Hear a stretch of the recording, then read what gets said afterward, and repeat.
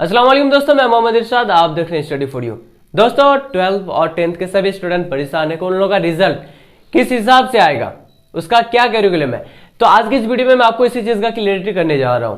ध्यान से इस वीडियो को आप इन तक जरूर से देखिएगा। इससे पहले बहुत सारे न्यूज चैनल में आपको मिल जाएगा, लेकिन उसमें उर्दू या हिंदी में नहीं मिलेगा, सब बांग्ला में है। तो आज के इस वीडियो में आपको उर्दू या हिंदी में समझाने की कोशिश करता हूं। आप इस वीडियो को अपने दोस्तों के साथ शेयर जरूर से कर दीजिएगा। चलिए समझते हैं किस हिसाब से जो हम लोग का रिजल्ट आएगा। अब हम लोग का एक सब्जेक्ट में टोटल कितना होता है? 100 मार्क्स का होता है। कितना होता है? 100 मार्क्स। उन 100 मार्क्स में से हम लोग क्या करना पड़ता है? इसको दो हिस्सों में बांट दिया जाता है। क्या क्या कि एक जो है हमको एग्जाम देना पड़ता है, कितना? 80 मार्क्स का इसका एग्जाम देना पड़ता है, और 20 नंबर के यहां से लेते हैं हम लोग प्रोजेक्ट से। इस 80 का एग्जाम देना पड़ता है और 20 का प्रोजेक्ट जमा करना पड़ता है। उसके बाद जब इस 80 नंबर का, तो इस बार एग्जाम तो नहीं हुआ ना, 20 नंबर तो हम लोग को प्रोजेक्ट मिल जाएगा। 20 में से आप स्कूल वाला जितना भी दे, लेकिन 80 नंबर का जो ये मार्क्स है, 80 मार्क्स, इसी में हम लोग का पूरा जो है परेशानी है, प्रॉब्लम है कि इस मार्क्स को कैसे देगा। तो इसके लिए इसको जो है, इसको दो हिस्सों में बांट दिया है। इसको दो हिस्सों में क्या क्या में बांटा है तो समझने की कोशिश कीजिएगा। इसको जो है ग्रुप ए और ग्रुप बी कर दिया है। ग्रुप ए में दिया है क्लास 10 को। ग्रुप ए में किसको दिया है?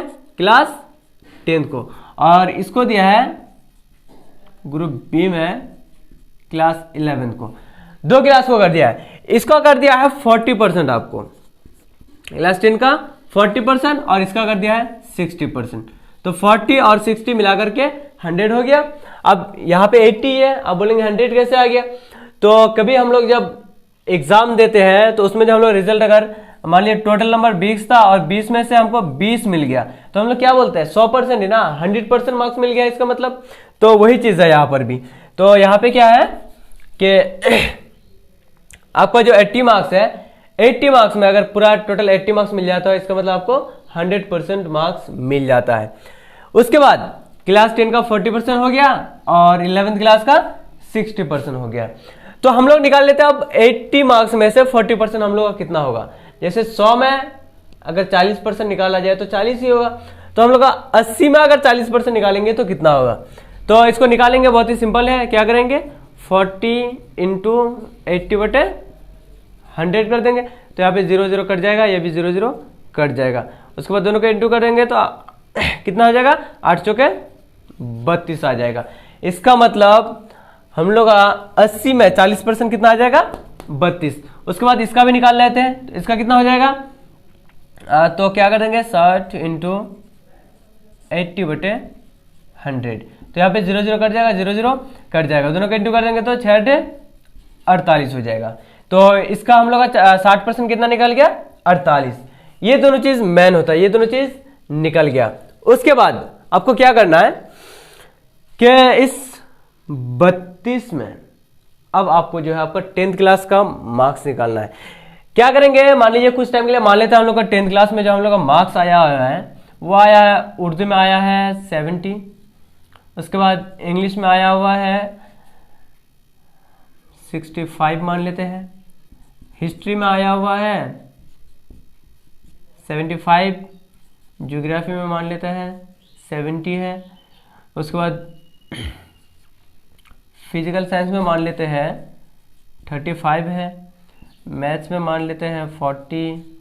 उसके बाद लाइफ साइंस में मान लेते हैं 50 मार्क्स है। देखिए ये जो हम लोगों का क्या है? 10th क्लास का मार्क्स है। अब इसमें से आपका जो हाईएस्ट ऑफ 10 मार्क्स है, उन सब्जेक्ट को ले लिया जाएगा। किसमें सबसे ज्यादा नंबर आया हुआ है, उसी सब्जेक्ट को लिया जाएगा। जैसे इसमें इसमें इसमें और इसमें उर्दू, इंग्लिश, हिस्ट्री और ज्योग्राफी में सबसे ज्यादा मार्क्स आया हुआ है, तो इनके मार्क्स को जो है यहाँ पे जोड़ लिया जाएगा। तो अगर इसके मार्क्स को हम लोग जोड़ लेंगे तो टोटल कितना हो जाएगा? बराबर में हो जाएगा आपका। देखिए तो हम लोग 10th क्लास में टोटल मार्क्स कितना आ गया है? मान लीजिए 280। कितना में? 4 सब्जेक्ट है। 4 का अगर टोटल मार्क्स लेंगे तो कितना होगा? 4 का 400 होगा। 400 में हमको कितना मिला है? 280 मिला है। तो अब आपको क्या करना है? यहाँ पे कितना मिला है आपको? 280/400, और इंटू आपको कर देना है 32 कर देना है। तो आप इसको अगर हम लोग कैलकुलेट करेंगे तो 0 0 कट जाएगा। उसके बाद 4 से इसको काट सकते हैं तो 4 7 कितना हो जाएगा? 28 हो जाएगा।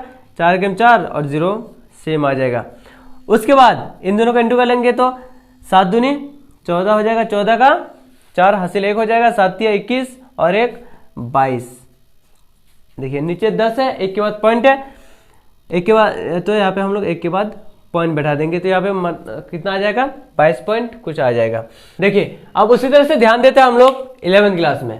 तो 11th क्लास में जो आपका मार्क्स आ जाएगा वो हर एक सब्जेक्ट में आपको निकालना पड़ेगा, एक एक सब्जेक्ट में। तो कैसे निकालेंगे ध्यान दीजिए। आपको क्या करना, मान लीजिए किसी सब्जेक्ट में आपका जो है कितना, मान लीजिए इंग्लिश में आपको 60 नंबर मिला है, कितना 60 नंबर।